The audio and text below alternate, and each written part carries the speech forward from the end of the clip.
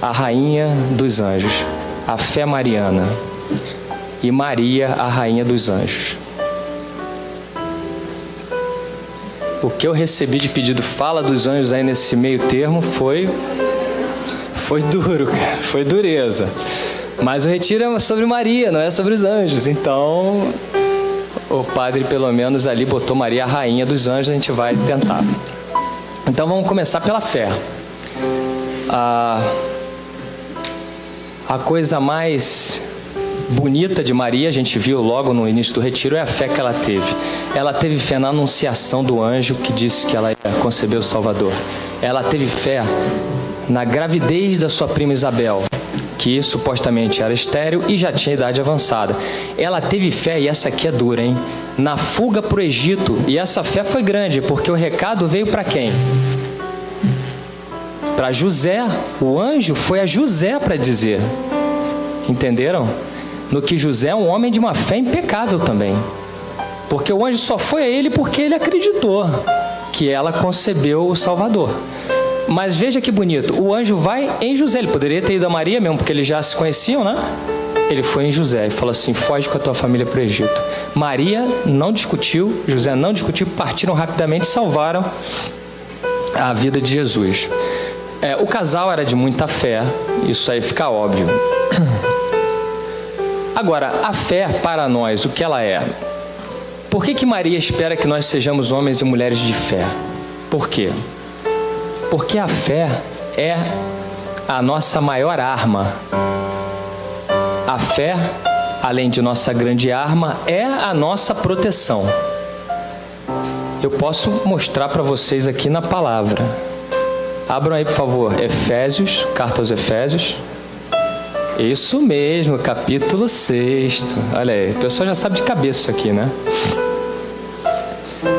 Então, vamos lá, na carta aos Efésios, capítulo 6, versículos do 10 ao 17. São Paulo fala o seguinte para os Efésios, ademais, fortaleçam-se no Senhor e na força do seu poder. Então, onde é que você vai buscar forças na tua vida? No Senhor, na força do seu poder, não do nosso, do seu poder. Vistam a armadura de Deus para poderem resistir às manobras do diabo. Então vejam, se o mal está atacando a sua vida de alguma forma, se o mal está atacando diretamente ou se o mal está atacando disfarçadamente, indiretamente, não importa. Você deve vestir o quê? A armadura de Deus. Perfeito. Aí ele diz por que deve vestir a armadura de Deus. Ele explica: a nossa luta, de fato, não é contra homens de carne e osso, mas contra os principados e as autoridades, contra os dominadores deste mundo de trevas, contra os espíritos do mal que habitam as regiões celestes. Esses espíritos do mal inspiram as pessoas que têm essa sintonia com eles, né? O sujeito que tem aquela inclinação de fazer o mal, ele entra em sintonia com esses espíritos do mal e tem uma série de ideias, né? Por isso, vistam a armadura de Deus, para que, no dia mau, vocês possam resistir e permanecer firmes, superando todas as provas. Estejam, portanto, bem firmes, cingidos com o cinturão da verdade, vestidos com a couraça da justiça, os pés calçados com o zelo para propagar o evangelho da paz. Tenham sempre na mão o escudo da fé. Olha aí a fé, como arma e proteção. Escudo da fé te protege, te guarda. E assim poderão apagar as flechas inflamadas do maligno. Coloquem o capacete da salvação e peguem a espada do Espírito, que é a palavra de Deus. Melhor conselho que esse não dá, né? Então, a fé, ela é a nossa arma e a nossa proteção. Sem a fé, nós estamos desguarnecidos nesse mundo de ataques espirituais que existem. Há pessoas que não acreditam, tudo bem, vão sofrer as consequências. Porque numa guerra, não importa se você acredita ou não acredita, ela existe, ela está ali. então você pode ser apanhado no meio e sofrer as consequências. E aí, de repente, mais para diante você quer. Eu quero... E aí já não dá mais tempo. Então, enquanto nós temos tempo, vamos lá, escudo da fé. A fé, ela é tida por muita gente como uma coisa vaga, como uma loucura, como um devaneio, como uma superstição. Mas a Bíblia nos diz que fé é sobriedade. Ter fé é ter sobriedade. Querem ver? Vamos lá na primeira epístola aos Tessalonicenses.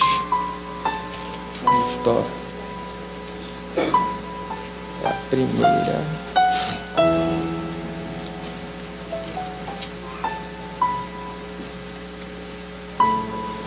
Aqui é a segunda. Cadê a primeira?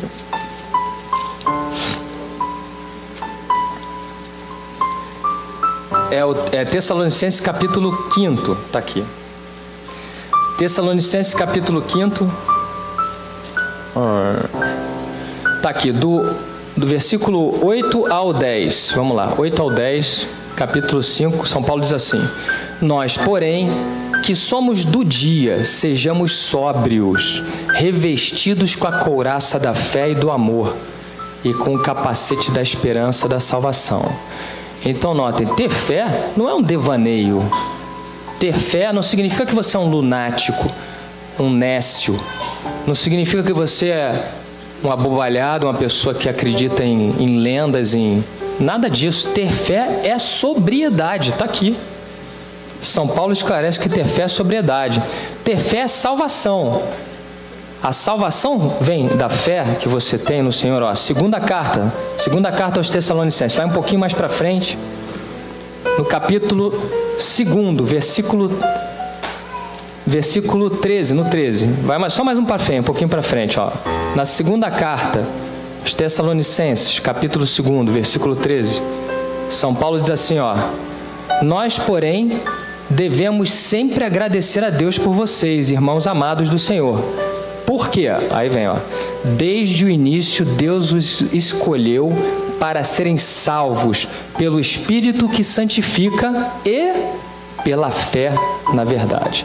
A salvação pelo Espírito que santifica, mas também pela fé. Então, ter fé é salvação. Depois, na epístola a Timóteo, que está logo seguida, na página seguinte, dá uma olhada aí. Vamos lá, no capítulo 1 mesmo. Para Timóteo, o que São Paulo diz para Timóteo? Ele diz assim, no capítulo 1, versículos 18 e 19. Ele fala para Timóteo: Timóteo, meu filho, esta é a instrução que lhe confio, conforme as profecias que foram outrora pronunciadas a respeito de você. Esteja firme. Combata o bom combate com fé e boa consciência. Então, como é que se combate o bom combate? Fé e boa consciência, ou seja, clareza de interpretação das coisas que acontecem, clareza de objetivo próprio, do seu objetivo, clareza de saber o que você quer, discernimento de reconhecer a situação, discernimento de reconhecer o seu pecado, discernimento de reconhecer em que ponto você está na sua caminhada, e fé. Discernimento e fé. Olha que conselho bonito ele dá para Timóteo. E aí você deve estar se perguntando, mas o que é fé? São Paulo de novo. O que é fé? Vamos lá na carta aos Hebreus. Na carta aos Hebreus, São Paulo tem a definição que eu mais gosto. É a definição que eu mais... Se você for no dicionário, eu não vou fazer igual o Frei não, né? Pegou o dicionário e começou a ler. O que era vaidade? Com meia hora lendo vaidade, né? Só faltou ele ler em português e depois ler em espanhol também, né?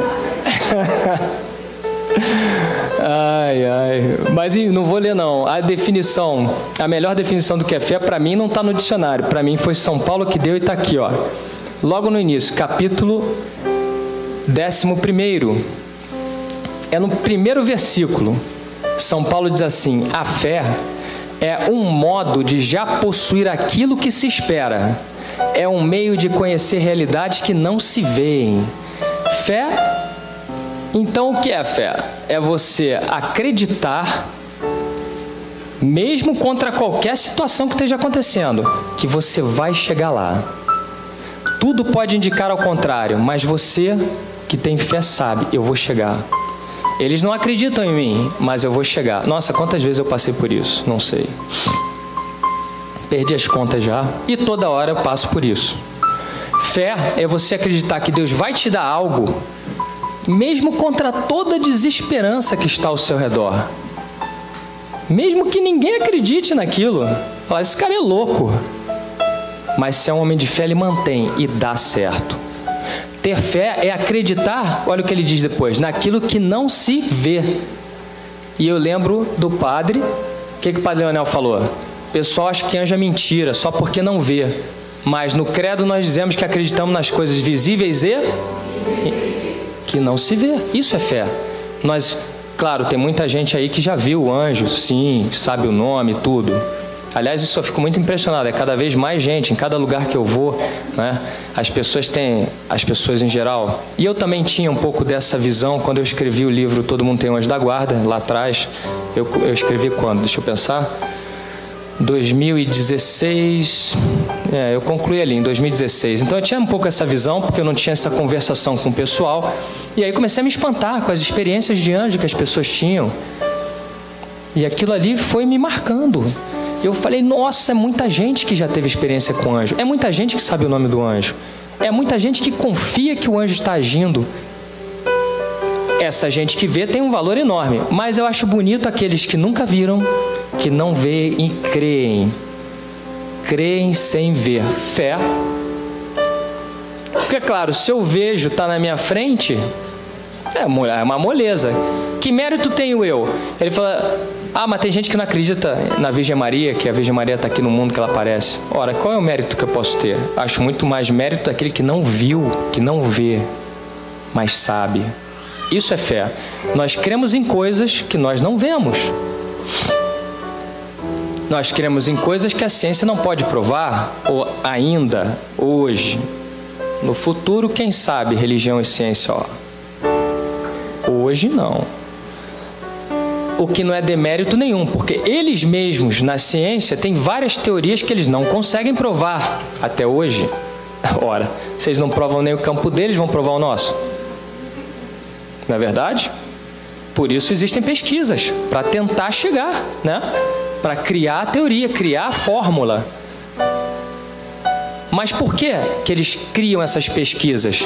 Se você parar para pensar, é porque eles têm fé no trabalho deles, mas eles têm, não têm?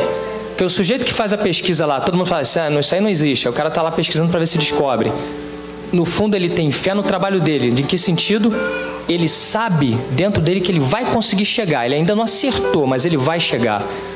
Então a ciência também tem fé. Olha que coisa curiosa, porque eles esperam receber aquilo que eles não sabem que vão, que ninguém acha que vai, que eles não podem ver ainda. Não é curioso isso? Então eu não sei qual é o espanto deles. Eles poderiam usar o mesmo mecanismo e falar assim, bom, eles creem em outra coisa, em outro campo, mas é igual, eles veem algo que eles sabem que uma hora eles vão chegar lá. É o que nós esperamos, Enfim. E nesse ponto da fé, dessa fé mariana que Nossa Senhora, graças a Deus, incutiu nos nossos corações, nós temos aí a devoção que eu reputo fundamental para aquela pessoa que tem ministério de libertação. Os exorcistas, então, nem se fala, que é a devoção à Rainha dos Anjos. Maria, Rainha dos Anjos, ou simplesmente Nossa Senhora dos Anjos. E a devoção, ela me pega pelo coração, especialmente porque, ao que eu saiba, ela vem da cidade de Assis, na Itália.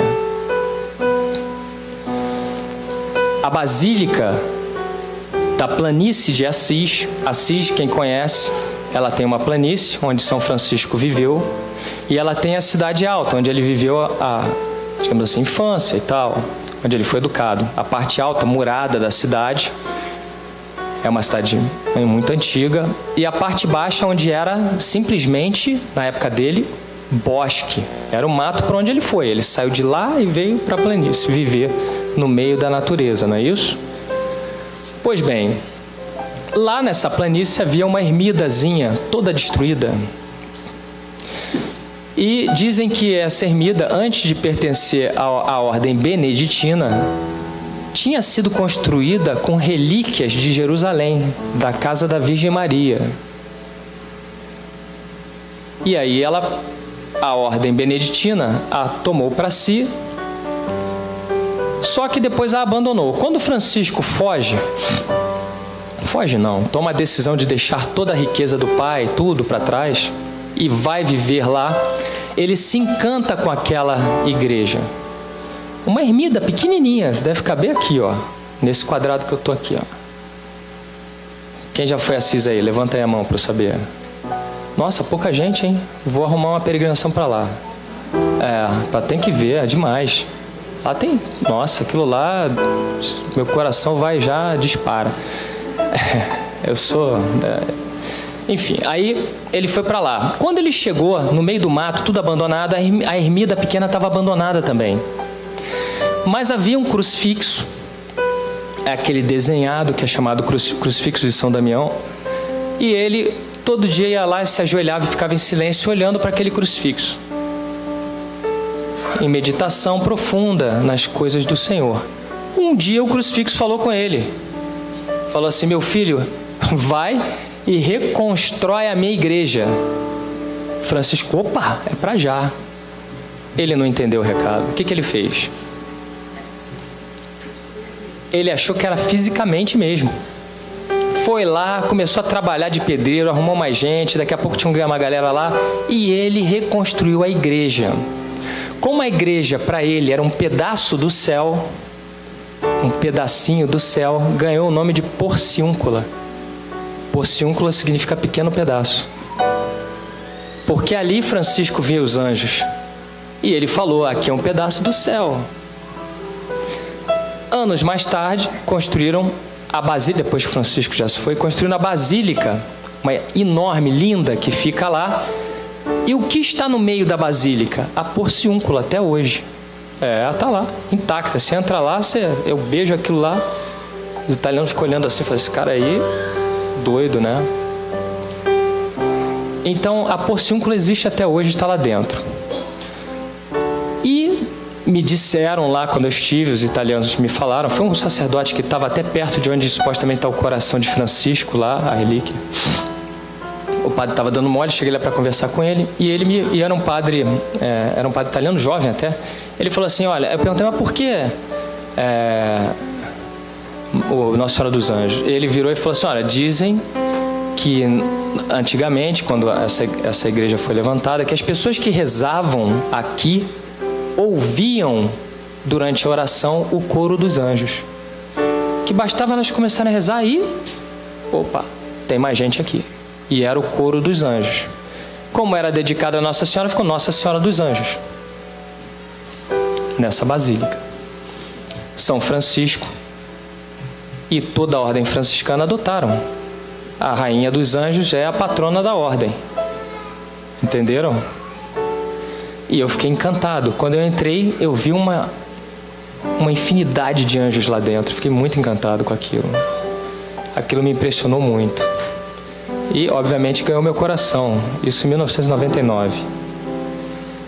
Porque, em primeiro lugar, a gente chegou de ônibus lá, na planície. E fomos na Porciúncula. E aquilo me impressionou enormemente. Chegamos de noite já.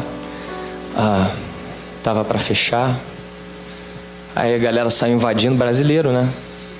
Mas italiano também é tudo zoneado, né não? Aí a gente já se dá, né? Todo mundo já na baderna, entramos e tal. Fomos lá. E eu já contei isso, mas vamos lá. Talvez muita gente que não me conhece. No dia seguinte nós tínhamos uma missa lá na Cidade Alta, na Basílica lá, não na Basílica da Rainha dos Anjos, lá em cima, na Basílica. O reitor da Basílica era um padre brasileiro. Ele era catarinense. E quando o padre brasileiro que estava no grupo se apresentou para rezar a missa, houve um problema. tinha algum tipo de celebração que se estendeu e não ia dar. O padre catarinense falou assim, pô, vocês são brasileiros, eu não posso fazer, eu já sei o que eu vou fazer com vocês. Ele virou e perguntou assim para o grupo, especialmente para o padre que estava no grupo. Ele falou assim, olha, vocês conhecem o lugar onde em 1986 o Papa João Paulo II se reuniu com os líderes mundiais? A gente não, mas pode ir lá. Ele falou, vou abrir para vocês, vocês vão rezar a missa lá. É um lugar abaixo da terra, uma caverna de pedra, muito bonita. É lá, embaixo. E assim nós fomos. A missa começou. E aquele lugar estava eu estava vendo muita coisa ali. Eu fiquei calado para não atrapalhar todo o pessoal rezando. E aí chegou a hora da comunhão, eu tomei a comunhão e me ajoelhei no chão de pedra para ficar quieto. Fiquei num canto assim para aproveitar aquela força toda de Deus e aquela presença maravilhosa. E aí eu abaixei a cabeça para rezar, botei a mão. Aí eu frequento essa história. Aí vem uma mão e bota a mão assim no meu ombro, mão de homem. Eu falei, que isso, tá maluco? Que falta de respeito é essa? Tô rezando, cara. Aí eu não vou olhar. E continuei lá. Aí a mão de novo, segura e me sacode assim devagar. Uma mão de homem. Aí eu virei para reclamar. Eu virei e falei, bom, quando eu falei, rapaz, quando eu olhei, estava ajoelhado do meu lado, um homem mais baixo que eu, magro feito a desgraça, com 2 olhos negros assim grandes, né? Um pouco de cabelo negro aqui e um sorriso angelical, vestido de saco cinza, com uma corda amarrada. Eu tomei um susto, porque ele me tocou e eu senti a mão. Aquilo me deixou... Aí eu fiquei na dúvida, é de verdade? Quem é esse? Aí quando ele sorriu para mim e fez assim, em mim, na minha cabeça, o anjo falou, tá aí, esse é o irmão Francisco. E detalhe, desse dia em diante ele nunca mais me abandonou, tá? E eu já tô devendo um monte de favor para ele, porque o que ele já fez por mim não tá mais cabendo. Ele sabe que eu estou em dívida com ele muito grande já. Mas enfim, isso é outro assunto. Eu e um monte de gente, né? Os amigos aí que também se socorreram dele. Ele é bom disso. Só que eu estranhei, porque os franciscanos têm um hábito de que cor? Eu falei, não, será que esse cara era mesmo São Francisco? Quando acabou, nós subimos, eu não falei nada. Minha mãe me achou estranho, assim, ela falou, você está com a cara pálida, você está... Eu falei, mãe, eu tive uma experiência. Fala aí. Eu falei, não vou falar. Eu primeiro quero ter certeza. Fala, garoto, fala aí. Não, quero ter certeza, mas calma. Quando nós subimos, o padre catarinense, que era o reitor, estava esperando a gente lá fora. Eu fui direto nele. Falei, Frei, me tira uma dúvida. Vocês sempre tiveram esses hábitos assim, dessa cor? Ele falou, não, a cor já mudou. É? Mas eu queria saber qual foi a primeira cor. Ele falou, mas o que você quer saber exatamente? Eu falei, quando São Francisco tirou a roupa e jogou no chão, na frente da praça pública, foi quando ele rompeu com o pai dele, com a fortuna toda que ele tinha. Ele se cobriu de quê? Ele falou, olha, tinha um saco cinza, ele pegou, vestiu e dali ele fez a túnica dele, de um saco cinza com uma corda. Eu falei, caramba, era ele mesmo. Era ele. Desse dia em diante ele faz os textos comigo, ele dá mensagens para o povo, e, enfim. De repente amanhã vocês vão ter essa experiência amanhã no terço, né? Mas e aí essa proximidade com Francisco me chamou mais ainda para a proximidade com a Rainha dos Anjos, muito mais. E eu comecei a olhar com outros olhos essa questão de Maria, Rainha dos Anjos. Durante o terço, como é que a coisa se dá? Durante o terço, eu olho para a igreja e vejo como se abrisse uma tela, uma janela entre dimensões. Vai lá, é o que eu consigo dizer, porque as coisas espirituais é muito difícil você descrever exatamente o que é, porque as palavras são limitadas e o que você vê lá não é limitado. Então, você colocar o infinito numa caixinha pequena como essa aqui é muito complicado. Abre-se essa janela espiritual, vai lá, ou na dimensão, e lá eu a vejo a Virgem Maria lá, no céu. E quando a vejo, nessa janela começa a descer essa luz dourada e se espalhar por todos os cantos onde tem gente na igreja. E aí se espalha, se espalha, se espalha. As pessoas ficam todas banhadas nessa luz. Banhadas. As pessoas começam, aos meus olhos, é quem tem olhos de ver, as pessoas começam a resplandecer aquela luz. E imediatamente elas percebem que há alguma coisa de sobrenatural ali naquele lugar. Mesmo as que não sentem. Lá elas percebem que há algo. E aí os anjos da Virgem Maria, aí começam a aparecer vários anjos, vários. Esses anjos descem e ocupam os espaços da igreja onde nós estamos, para rezar o terço conosco. Então, veja, ela vem com um séquito de anjos. Dela é forma de dizer, tá? Dela, quer dizer, de Deus, mas que estão com a rainha dos anjos. E toda vez que eu tenho essa visão, eu me alegro e digo, para mim, né, lá vem a rainha dos anjos. E os seus anjos todos ocupam os espaços. Porque Deus faz as coisas na terra através dos anjos. Os anjos são como a mão de Deus aqui no nosso mundo e fazem essa interligação, essa interface. Então nós temos, principalmente na nossa esfera terrestre, nós temos anjos do coro angélico dos anjos e do coro angélico dos arcanjos. São basicamente essas duas espécies, digamos assim, que trabalham aqui no nosso mundo. Então, durante o terço, eles ocupam os espaços para a execução das ordens do Pai Celestial. E por que eles estão lá? Porque a Virgem Maria está lá, porque Jesus está no sacrário. E na Bíblia diz que os anjos serviam a Jesus. O Frei falou sobre isso hoje de manhã, lembram? Inclusive que o demônio disse, se joga daqui que os anjos vão te segurar no deserto, lembram? Então ele falou, por quê? Porque está escrito que os anjos serviam a Jesus. E os anjos também estão com quem? Com a rainha, com a mãe dele, a rainha do céu e da terra. Então essas duas presenças poderosas, os anjos estão em plenitude lá dentro, muitos anjos. Mesmo que você não creia, você vai perceber que existe alguma coisa ali. Por causa dos anjos e da Virgem Maria. A rainha dos anjos, ela é tão fundamental para quem está no combate espiritual. E o Frei falou um pouco disso, né? Como o demônio, o Frei é exorcista, vocês já acompanharam hoje de manhã. Como o demônio tem ódio da Virgem Maria. Como o demônio tem um certo medo da Virgem Maria, porque ela esmaga a cabeça da serpente, é o que está no Apocalipse, não é? E aí tem outra devoção importante para quem trabalha com o Ministério de Libertação, que é a Nossa Senhora do Apocalipse, cuja imagem tem lá no Santuário de Bandeirantes, no Paraná. Um abraço aí, Léo, um abraço Padre Roberto.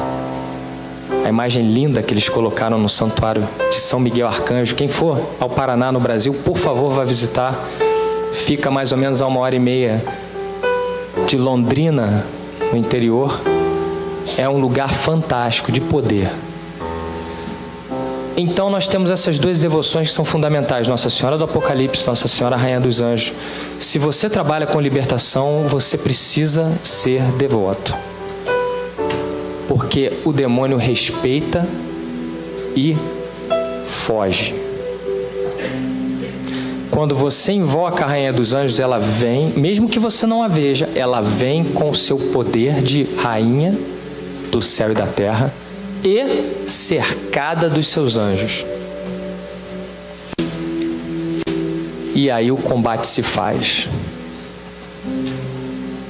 Outra coisa importante que vocês devem saber, se você tem ministério de libertação, você precisa estar com a sua oração em dia, impecável, com a sua oração pessoal, com o jejum, com a meditação da palavra, com a Eucaristia, tudo em dia, porque mexer com o inimigo é uma coisa muito séria, é muito grave, e ele é vingativo. Eu vou dar um exemplo para vocês aqui, coisas que aconteceram comigo, né? Deixa eu ver se a gente tem tempo. Acho que ainda tem um pouquinho antes da adoração. Quando eu era pequeno, lá em casa, havia uma série de fenômenos físicos. Eu já nasci com essa visão e tudo. E eu era pequenininho, ficava em pé no meu bercinho, botava a mãozinha na grade e chamava muito a minha mãe, chorava muito. E dizia para ela, tá pegando fogo, e apontava para um lugar.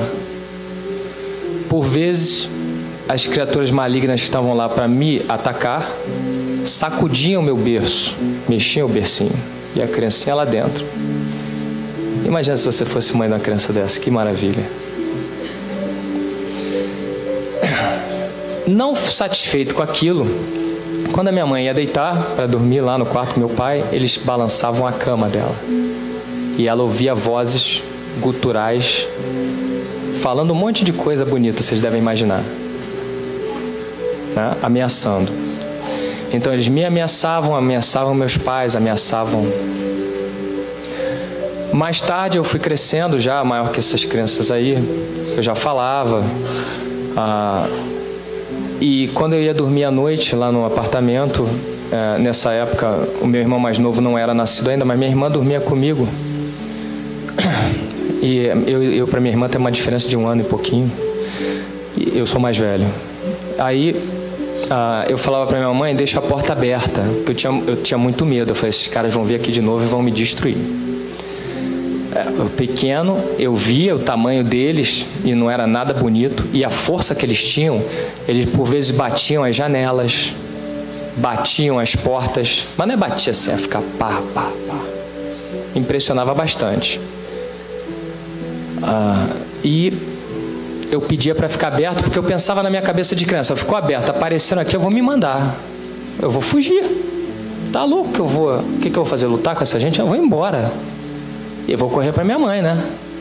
Coitada, que era uma garota de 20 e poucos anos. E aí, a porta era um negócio incrível, a porta ficava aberta, daqui a pouco eles vinham e bum, batiam a porta.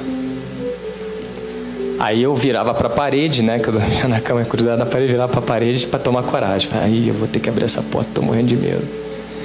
Aí tomar coragem, levantava e ia lá, abria a porta, saia correndo rapidinho pelo corredor e ia, não, mãe, aqui abrir a porta. Eu falei, mãe, eu falei para você não fechar a porta. Eu não mexi na sua porta, garoto, volta para dormir. Eu falei, mãe, então vem comigo. Aí vinha, deixa a porta aberta, deixava aberta, deitava a porta, bum, mas não era fechada, não era delicado não, era uma pancada, bum. E aí ficava assim a noite toda. Eventualmente, quando eu conseguia sair para o corredor, eu olhava no corredor e os via no corredor, parados, me esperando. Aí eu voltava. Aí eu fechava a porta. Aí tá doido, cara? Deixa eu fechar essa porta aqui. Que loucura, né? Vai embora. E aí começou a dar um desespero nos meus pais, fazer o que a gente faz com esse garoto? Como é que a gente resolve esse troço? E aquilo acontecendo, e ainda para coroar, as pessoas passavam na minha frente, eu era criança, eu via as coisas que iam acontecer com elas e dizia, vai acontecer tal coisa, a coisa acontecia. E aí aquilo ali se espalha como pólvora, é fogo e pólvora, não é? E a minha mãe desesperada falava, se você abrir a boca, garota, eu te mato. Quando vinham as amigas dela, né, elas já me olhavam, tipo assim, agora que esse moleque vai... Aí minha mãe já me olhava, se você falar, ó... E eu calado lá naquela situação, vendo as coisas, não podendo falar, era um negócio terrível. E aí minha mãe começou a investigar, né? Foi psicólogo, psiquiatra, neurologista, fizeram todos os exames possíveis. Era uma desgraceira grande, rapaz, eu sofria. E aí até que um sujeito que era neurologista, era professor da UERJ até, titular. Ele fez os exames e a minha mãe, acho que ela estava tão nervosa, que ela chegou no consultório dele, você tem que me dizer que esse garoto deve ter alguma coisa, porque não é possível, ninguém é assim, esse garoto... Aí ele foi bravo e falou com ela assim, a senhora vai largar em paz esse garoto, porque ele não tem nada. Foi tudo investigado, deixa o garoto ser feliz. Se ele é assim, ele é assim. O senhor tem explicação? Eu falei, eu não. E ninguém tem, e acabou. E aí eu me libertei daquele negócio. Aí acabou aquele negócio de ficar pesquisando o que o garoto tem. Mas eu fiquei preocupado. E aí minha mãe, que não era católica praticante, não tinha uma religião, no desespero começou a recorrer a várias coisas para ver o que dava certo ali para acabar com aquilo lá em casa. Entendeu? Mãe de santo, qualquer coisa. E ela tentava lá e nada funcionava, né?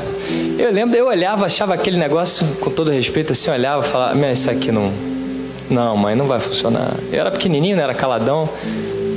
Mas deixava rolar, porque eu falei, enquanto ela não testar, não vai sossegar, né? Porque minha mãe tem isso, perseverante ela é. Então ela ia fazer o troço até... Chegou num ponto que ela entregou o ouro e falou assim, não tenho o que fazer com esse garoto. Nesse momento, ela teve a notícia de que a renovação carismática tinha chegado ao Rio de Janeiro. Foi a salvação. E aí, daí por diante, aqueles fenômenos cessaram por obra de quem? Quem resolveu o problema? A Virgem Maria. Foi ela que foi lá em casa e resolveu.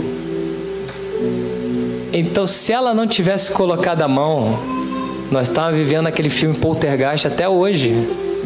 Eventualmente dá problema, tá? Eventualmente, lá em casa sai estourando luz assim, papai em sequência, tem essas coisinhas assim. Outras coisas mais, mas eu não gosto de contar, porque depois o pessoal fica impressionado. Mas isso faz parte do jogo. Agora, aquilo tudo acabou. O resultado é que o demônio começou a querer a minha vida de qualquer maneira.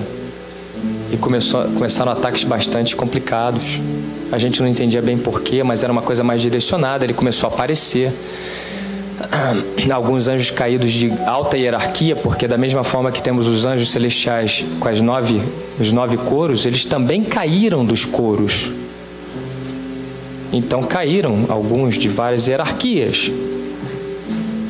E culminou com um bastante poderoso, que eu conto tendo meu livro, né? Me pegou lá quando eu já tinha, meus 18 anos, eu estava na cama deitado, quando eu fui dormir, e me senti imediatamente congelado. E eu tentava sair, não conseguia.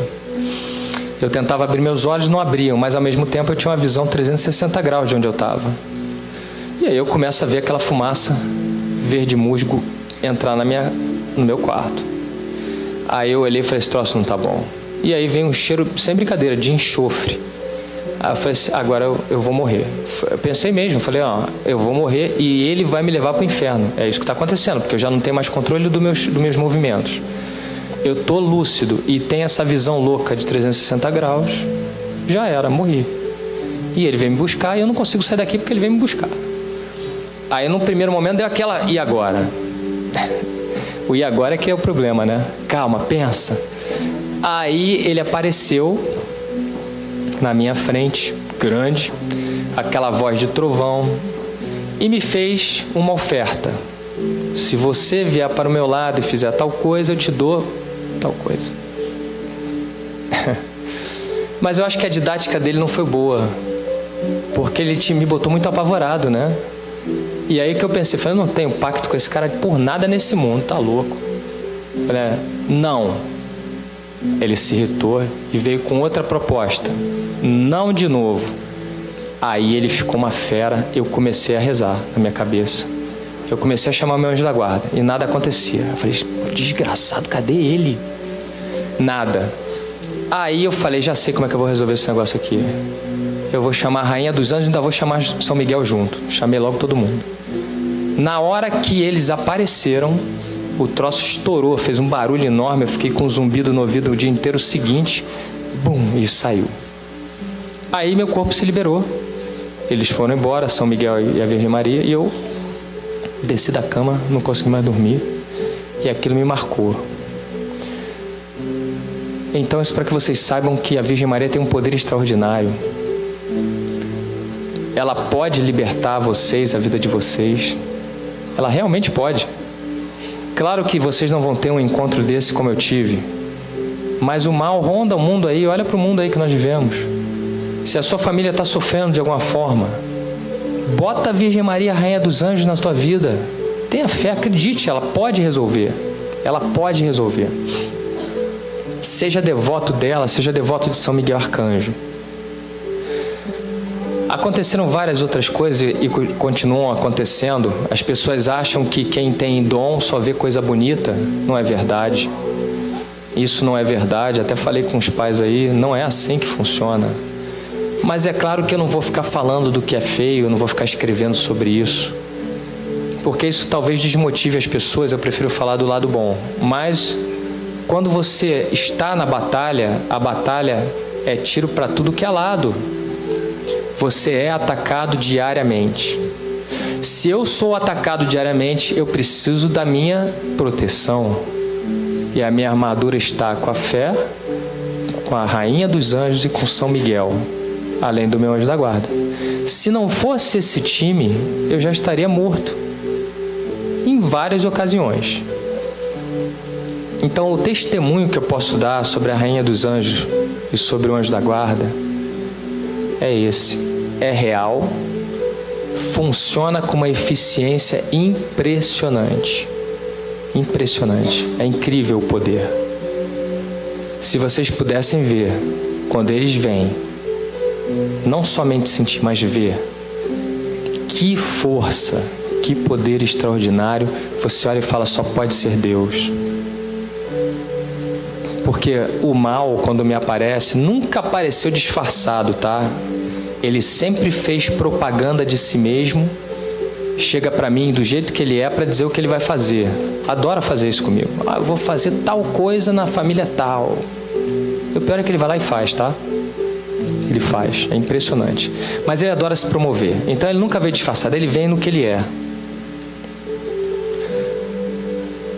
Teve um que foi muito impressionante, só para fechar, deixa eu ver quanto tempo nós temos. Acho que eu já passei do horário, mas enfim, teve um que foi muito impressionante. Eu estava com o Frei João Antônio, com o Otto, com o meu primo Alexandre, e apareceu um, porque existem vários tipos de criaturas demoníacas, né? Da raia mais miúda, que são bem pequenininhos, parecem assim uns macaquinhos, até o brinco chamo, o Frei sabe, eu chamo eles de macaquinhos. Quando eles vêm, mas é aquele que você faz uma oração e vai embora. Mas tem uns que tem uma hierarquia mais elevada. Aquele que me apareceu tem um nome. Se vasculhar bem a Bíblia, você vai encontrar ele lá. Eu não gosto de falar, porque eu não gosto de dar moral para esse tipo de coisa para ele. Ele sabe disso. E aí, nós estávamos, veja você, em Fátima, quando ele apareceu para nós. E aí o pessoal que estava com a gente chegou a ver o vulto, né? Ele se veste todo de preto e o vulto.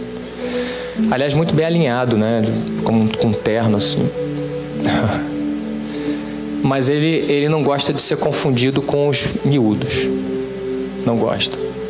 E ele diz isso. Ele quer se impor para mostrar a força dele. E teve um dia que ele se apresentou, deu o nome dele, eu não vou dizer. O Frei, o Otto, o Alexandre, eles sabem porque eles estavam lá. E o Frei fez uma graça com ele. O Frei também, vocês viram como é que é, né? Não perde a piada de jeito nenhum, né? E ele fez, e ele se irritou e falou assim: eu vou provar para esse padre que eu tenho força e ele vai ver. Quando vocês voltarem para o Brasil. Nessa época o Frei estava em Belém do Pará. Eu estava no Rio de Janeiro, sempre morei lá. E aí, um dia eu estou trabalhando, era uma segunda-feira, que deveria ser folga do Frei. Eu estava trabalhando, quando eu estava trabalhando na minha mesa, em frente, quem aparece? Aquele demônio. Aí eu parei, nessa hora você fica na tua, eu muitos anos de experiência, não vou dar recado, porque são pessoal que está na sala, imagina. E aí eu, segurando a coisa, já perguntei para ele: o que você veio fazer aqui? Aí ele falou assim comigo: quando for 19 horas, o padre, aquele que eu não gosto, aquele que eu odeio, ele vai te ligar e vai dizer que era eu que estava lá porque eu dei meu nome. Aquilo me... Falei, como é que é? Ele falou: hoje você vai chegar em casa, o padre vai te ligar e vai dizer: o demônio tal estava aqui. Falei, mas como? Aí ele virou as costas e sumiu. Não me disse como ia fazer. Aí eu falei: será que eu ligo pro Frei? Eu falei: não vou ligar não, porque eu tenho essa, não vou dar moral para esses caras não. Continuei trabalhando, cheguei em casa e de fato esqueci. Porque todo dia tem um ataque lá na minha vida, todo dia eles aparecem, enfim. Aí eu, que se dane, né? Em ponto, toca o meu celular, 7 horas. Era quem? O Frei. E tu não sabe o que aconteceu aqui? Hoje não é teu dia de folga, não. Veio uma mulher aqui para atender as pressas aqui. Parecia um lobo bravo. Aí começou a me descrever. Eu falei, Frei, mas o que foi? E aí, em um determinado momento, antes de ir embora o demônio, ele virou e falou assim: ô Padreco, você me conhece. Como? Você sabe muito bem quem eu sou. Eu te odeio. Eu falei, sei você. Aí começou, Satanás, não sei o quê. Não. Eu sou fulano de tal. O Frei ficou, oh. Aí me ligou, tu não sabes quem estava aqui. Era o fulano. Eu falei, Frei, eu não te contei não. Mas ele veio aqui de tarde e disse que ele ia te fazer essa visita. E o mais interessante, ele deu o nome e picou a mula, a mulher apagou, levantou, como se nada tivesse acontecendo, nem lembrava. Essas coisas existem, são reais. Se você tem dúvida, eu recomendo, tem um documentário muito legal do Padre Gabriel Amorti. Já viram, né? Tem no Netflix. É sensacional. É um exorcismo que ele faz numa mulher. É um documentário feito sobre o exorcismo dele. E o mais curioso, né? Ele faz várias sessões com a mulher e ele não consegue tirar o demônio. Não consegue. Não. E ele morre, porque ele está muito velho. Então o demônio fica. Não sei que fim levou. Mas é muito legal, muito interessante para se ver como essas coisas acontecem. E na vida do Frei ele tem mais tantos exemplos aí disso. E eu estou só falando disso porque ele pediu para eu falar. Falei, não, você tem que falar também, tem que falar dessas coisas demoníacas para as pessoas poderem se defender. Eu nunca gosto de falar dessas coisas, mas ele pediu que eu falasse. Então, como ele pediu, aqui está, eu falei, para dizer para vocês que, para se proteger disso, vocês têm que estar em dia com a oração de vocês, confessados. Aqueles que podem fazer jejum, façam jejum. Né? Existem vários tipos de jejum, depois a gente fala sobre isso em outra oportunidade. É preciso ter a devoção mariana, invocar a Rainha dos Anjos, São Miguel Arcanjo e o seu anjo da guarda. Sem isso a coisa fica difícil. No mundo que nós vivemos fica difícil. Se você é pai de família, mãe, não dá para levar a coisa adiante sem a Rainha dos Anjos, São Miguel, o seu anjo da guarda, o anjo da guarda da sua família, se você se casou na igreja, que também existe. No momento da celebração do matrimônio religiosa, você recebe um anjo da guarda para sua família. E sem receber o Senhor Jesus. Tá claro? Então, isso era o que eu tinha para dizer para vocês. Me estendi um pouquinho.